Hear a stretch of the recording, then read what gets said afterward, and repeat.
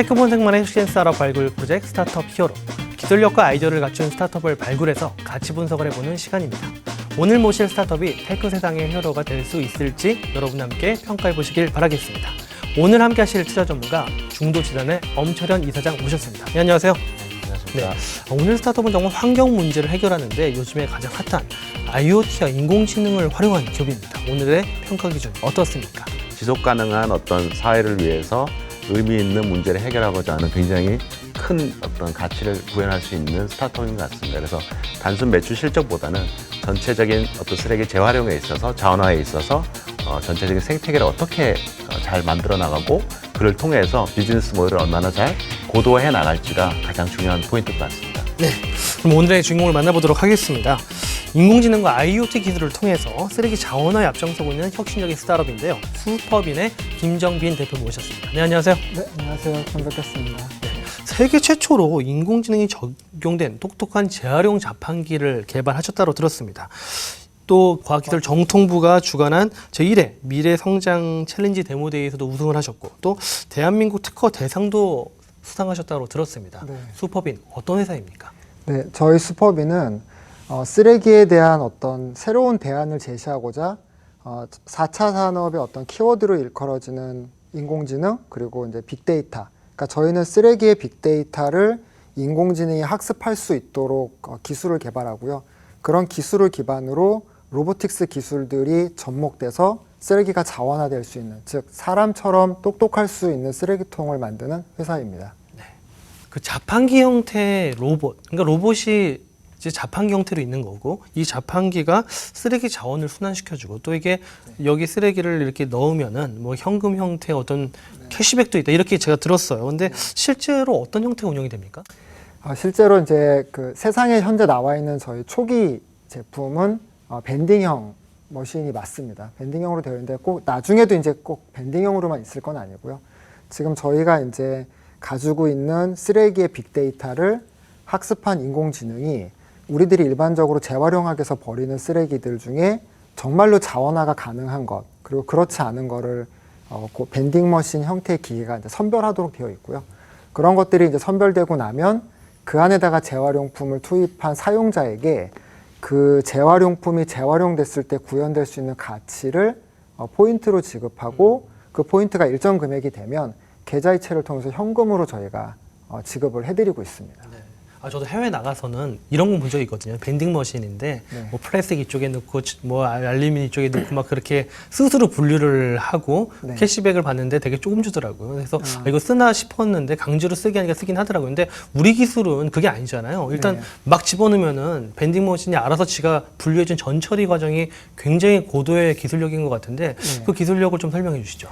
예, 일반적으로 이제 해외에서 쓰고 있는 많은 기술들은 대부분이 이제 바코드를 인식하는 경우가 많고요.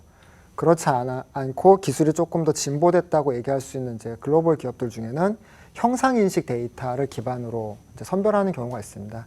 근데 저희는 이제 데이터들이 그런 다양한 사물을 학습하고 판단할 수 있도록 이렇게 인공지능으로 이제 판독하는 결과값을 가지고 있습니다.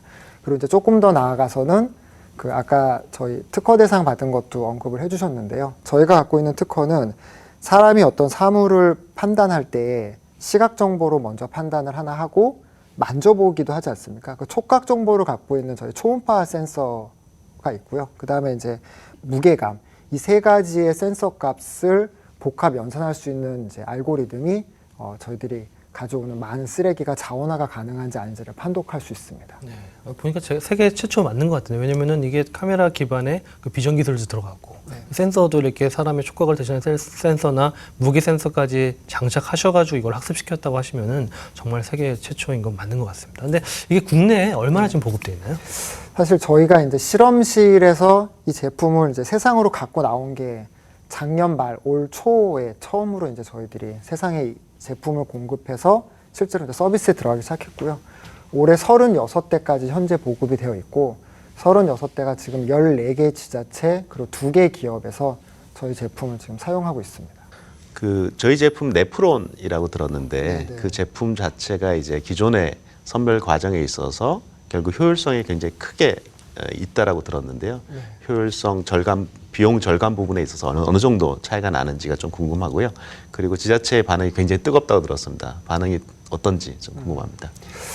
저희가 갖고 있는 어떤 그동안의 이제 실증 사업의 결과의 숫자가 아직은 유의미할 만큼 크지는 않은데요. 현재까지 모아진 어떤 비용 절감 부분을 저희가 추정을 해본다면 구미시가 저희 6대를 1년 정도 실증 사업을 하면서 단 6대의 저희 네프론이 구미시가 운영하고 있는 쓰레기 전체 선별량의 약 6%를 흡수하는 걸로 판단을 했고요. 저희 6대를 운영하는 것보다 쓰레기 선별장의 연간 운영 비용이 약 50억, 그리고 쓰레기 선별장을 만들고 소각장을 건립하는데 토지 비용 빼고 최소 100억이 들어가는 걸 감안했을 때는 저희 기계가 한 대당 약 한 2천만 원에서 부가세 포함해서 2,500만 원 내외인데 그 정도 가격대로 그 선별장의 어떤 역할들을 해나갈 수 있다라는 그런 부분들이 현재까지는 이제 실증 단계에서 숫자로 좀 나오고 있습니다. 오늘 제가 좀 듣다 보니까 막 제가 투자를 하고 싶어지는 그런 기업인데 참 이런 기업 좀 오랜만인 것 같습니다. 그러면 앞으로 성장 가능성 위주로 좀 얘기를 해보겠습니다. 현재 인공지능 쓰레기통을 위한 수익 모델이 좀 궁금해요. 그러니까 뭐 이렇게 당연히 뭐 정부에서 이거 사주기도 하겠지만 수거되는 또 좀 가치 있는 쓰레기들은 또 팔 수 있는 수익 모델이 있을 것도 같은데 수익 모델과 또 매출 실적도 얘기해 주시죠. 지금 이제 저희가 스타트업 초기 단계이기 때문에 수익 모델을 복잡하게 만들어가고 있지는 않고요. 그러니까 단순하게 저희가 만든 제품인 네프론을 판매하거나 지금 현재는 렌탈을 해줍니다. 그래서 거기서 수익을 확보하는 게 이제 1번이고요. 두 번째는 저희가 판매 방식을 선택하던 렌탈 방식으로 제공을 하던 저희는 사실은 제품을 파는 회사이기보다는 제품을 제공하고 그 저희 제품을 서비스하는, 그러니까 저희만이 서비스할 수 있는 그 팔로잉 서비스가 후속 서비스들이 있습니다. 그러니까 사람들이 포인트를 보상받는다든지 아니면 기계에 대한 메인테인, 네프론에 대한 메인테인을 해준다든지 거기에 모여있는 이제 순환 자원, 즉 자원화가 되는 쓰레기를 저희들이 직접 수거해서 중간 유통이나 다른 선별장을 거치지 않고 이제 바로 수요자들에게 납품을 한다든지 이런 것들을 하고 있고요. 그런 부분에서 저희들이 제품을 공급하거나 서비스하는 곳에서 저희가 월정 수수료를 또 받고 있습니다. 그래서 이렇게 이제 3가지 정도가 현재 저희의 기본 사업 모델이고요. 최근에 이제 저희들이 지방자치단체를 제외하고도 기업들이 저희들에 대한 제품의 수요가 지금 발생을 하기 시작했습니다. 그게 쓰레기에 대한 선별에 대한 가치보다는 많은 기업들이 CSR 활동을 하고 있는데 대부분의 CSR 활동들이 이제 측정이 불가능하거나 어떤 결과값을 이렇게 사회적으로 인정받지 못한다는 평가를 많이 받았었나 봐요. 그래서 제주개발공사, 그 삼다수 제품을 만드는 제주개발공사가 CSR 활동을 위해서 저희 제품을 구매를 했고요. 그 구매된 제품들을 제주 올레길에 설치를 이제 하기 시작했습니다. 그래서 도네이션을 해준 거죠. 이제 사단법인 제주 올레 도네이션을 해주고 사람들은 이제 페트병이나 이런 것들을 제주 올레길에서 저희 제품을 통해서 이제 수거하고 보상받을 수 있는. 그러니까 기업들이 제품에 대한 어떤 그 기본적인 스펙보다는 이제 사회공헌 활동과 연결해서 이 제품을 쓰고자 하는 니즈도 이제 발생하는 것도 저희가 확인을 할 수 있었습니다. 그래서 이제 작년에 매출 실적 얼마나 되나요? 올해 아마 저희가 10억 정도로 결산이 될 걸로 예상을 하고 있고요. 내년에는 이제 올해 시범 사업을 했던 구미시가 이거를 이제 120대 이상으로 구미시 전체에 이제 하나의 어떤 폐기물들을 흡수하는 또 하나의 이제 채널을 구축하는 프로젝트를 기반으로 저희들이 추정하고 있는 내년도 매출은 한 50억 정도 예상하고 있습니다. 일단은 뭐 이제 작년에 개발 기간이 작년 매출은 없고 올해가 이제 10억, 내년 50억 정도 매출을 예상을 하고 계시는 것이군요. 네. 사실 그 많은 분들이 그 이런 제품이 있는지 사실 모르시잖아요. 저도 오늘 사실 처음 알게 된 건데. 36대밖에 없어서 지금 그러니까 그렇죠. 네. 그러니까 쓰레기 재활용에 대한 관심도 사실 좀 떨어지는 편이긴 하잖아요. 근데 제가 볼 때 홍보가 좀 수반이 돼야 되는 사업이 아닌가라는 생각이 드는데 어떤 홍보에 대한 다른 활동 계획도 있으십니까? 사실 저희가 이제 창업한 지 3년 된 회사고 뭐 말씀드리자면 1년 동안은 저희가 저희 비즈니스 가설을 만드는데 시간을 썼고요. 만들어진 제품을 실험실에서 테스트하는데 한 1년이 들어갔고 이제 세상에 나온 지 사실 1년밖에 안 된 거거든요. 그러니까 홍보라는 분야에 대해서 저희가 욕심을 내기에는 아직은 감이 아니었던 것 같고요. 지금은 이제 사용자들의 바이럴, 그 다음에 이제 가장 저희에 대한 그 매니아층은 각 지자체에 계시는 청소과 사무관님들이랑 계장님들이세요. 그러니까 이제 그분들이 이제 저희들의 이야기를 퍼뜨려 주시고 저희들이 이제 어딘가 소개될 수 있도록 도와주고 계셔서 지금은 그렇게 홍보를 지원받으면서 저희들이 사업을 조금씩 확장시켜 가고 있습니다. 아무래도 이게 세상에 없던 일을 하시는 부분이 있어서 이제 어느 정도의 이제 시장 규모가 있을지가 좀 궁금한데요. 측정 가능한 부분이 있다면 시장 규모가 어느 정도 파괴가 되는지 국내적으로 말씀 주시면 좋을 것 같고요. 그리고 이게 쓰레기의 자원화라는 부분이 아무래도 세계적인 추세이기 때문에 결국 해외 쪽 진출 전략이나 계획이 어떤지 궁금합니다. 말씀해 주신 것처럼 사실은 이제 이런 시장이 존재하지 않았었기 때문에 뭐 수요 곡선을 저희들이 예측하는 거는 조금 어떤 부분은 추상적일 수 있기는 한데요.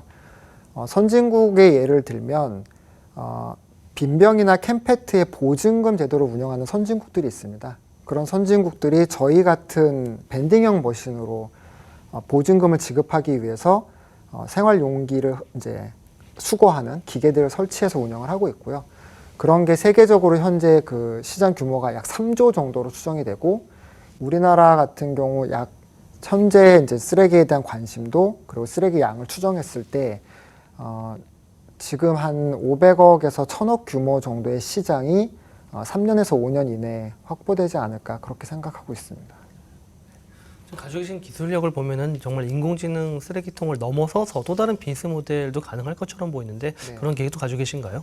쓰레기 문제를 해결하려면 저희들이 생각할 때는 재활용에 대한 문화, 쓰레기에 대한 대응하는 문화가 바뀌어야 되고요. 문화가 바뀐다는 거는 이제 쓰레기에 대한 사람들의 인식, 사고방식이 바뀌고 인식이 바뀐 거에 따라 행동이 바뀌어야 된다고 보거든요. 그러면 이렇게 이제 네프론을 공급해서 재활용 가능한 쓰레기를 넣었을 때 돈을 주는 거는 저희가 인프라로서 구축해 가지만 그 외에 또 다른 역할이 필요하다고 생각을 했고요. 사람들에게 쓰레기를 갖고 새로운 경험을 하고 무언가를 이제 더 나은 가치를 이제 스스로 느낄 수 있는 문화적인 체험을 저희들이 제공하고 있는데 그게 이제 슈퍼빈이 하고 있는 숲박스 사업입니다. 그러니까 슈퍼빈의 SUP랑 컨테이너, 팩 컨테이너를 저희들이 이제 리모델링을 해서 박스처럼 만들어 쓰는데요. 네프론이 설치되어 있는 숲박스에 오시면 이제 업사이클링 아티스트들이랑 뭐 체험 활동도 하실 수 있고요. 다양한 여러 가지 쓰레기로 그 이상의 가치를 구현하는 것들을 이제 차근차근 경험해서 쓰레기에 대한 사람들이 갖고 있는 기본적인 인식, 버려도 되는 것, 쓸데없는 것 이런 것들을 이제 조금씩 바꿔가는 그런 사업도 저희들이 함께 해나가고 있습니다. 이제 최종 평가를 해볼 시간입니다. 엄 대표님, 지금 슈퍼빈의 투자 단계는 어떤 라운드로 봐야 될까요? 이미 제품이 출시가 되었고 그 시장의 그 레퍼런스를 차근차근 잘 확보하고 있는 단계이기 때문에요. 제가 볼 때는 이미 시리즈 A를 넘어서 이제 시리즈 B를 준비해야 되는 단계가 아닌가 싶고요. 물론 현재 기준으로 매출이나 또 내년도의 매출 기준이 좀 그래도 성장세가 굉장히 뭐 10억에서 50억 굉장히 큰 폭으로 성장이 또 기대되고 있고 또 궁극적으로는 회사가 기대하시는 어떤 플랫폼의 생태계를 만들고 그로 인해서 이 사회를 바꿔나갈 수 있는 그런 CSR적인 요소들 굉장히 무궁무진하기 때문에요. 제가 볼 때는 해외 쪽에 특히나 말씀하셨던 노르웨이 어떤 상장사의 멀티플이라든가 아니면 또 M&A가 됐던 유사 사례들을 봤을 때는 뭐 1000억 가치 이상으로 성장할 수 있는 밸류에이션을 받을 수 있지 않을까라는 생각을 기대해 보고요. 특히 또 우리의 사업 가치는 굉장히 하드웨어적인 요소도 있기 때문에 오히려 어떻게 보면 FI보다는 SI가 굉장히 탐낼 만한 사업이지 않을까라는 생각이 들었습니다. 네, 그래서 기업의 최종 밸류에이션 얼마입니까? 일단은 지금 현재 기준으로 보면 어쨌든 프리 200억 이상은 당연히 받으셔야 될 것 같고요. 시리즈 B 라운드로 이제 궁극적으로 이제 내년도 실적을 가지고 내년 한 하반기 이맘때쯤 된다면 거의 1000억 이상 갈 수도 있지 않을까라는 생각을 해봅니다. 200억인데 프리로 되게 또 콕 집어서 말씀을 해주셨습니다. 오늘 김용희 대표님 오늘 멘토링이나 여러 질문들도 기업 가치 평가까지 들으셨는데 그 소감과 또 앞으로의 목표와 계획에 대해서도 말씀 부탁드립니다. 네. 그러니까 사실 이 사업을 처음 시작했을 때는 정말 이런 게 사업이 되겠냐라는 지적을 사실 많이 받았었어요. 그리고 기업이 하는 어떤 사회적 역할에 대해서도 그러니까 이제 인정받기 쉽지 않은 그런 사회적 분위기도 많았었고요. 근데 그럴 때 이제 함께 해줬던 저희 동료들 그리고 지금 이제 저희가 지향하는 가치를 이제 믿고 가는 저희 많은 파트너사들과 이제 저희 그 내부 저희 동지들이 이런 기회를 통해서 이런 방송의 어떤 공정성이라고 할까요? 이런 것들을 보면서 한 번 더 이제 저희들이 가고 있는 길이 가치가 있고 이것들이 돈에 앞서는 무언가를 만들어가는 가치를 구현해가는 그 조직의 일원임을 항상 저희들이 이렇게 기억할 수 있는 계기가 됐으면 하는 그런 좋은 계기였습니다. 저에게는. 네, 감사합니다. 정말 앞으로 세계적인 자원 재활용의 인공지능 로봇 선도기업이 되시길 기대해 보겠습니다. 네, 최선을 다하겠습니다. 오늘 나와주신 질문 감사드립니다. 감사합니다.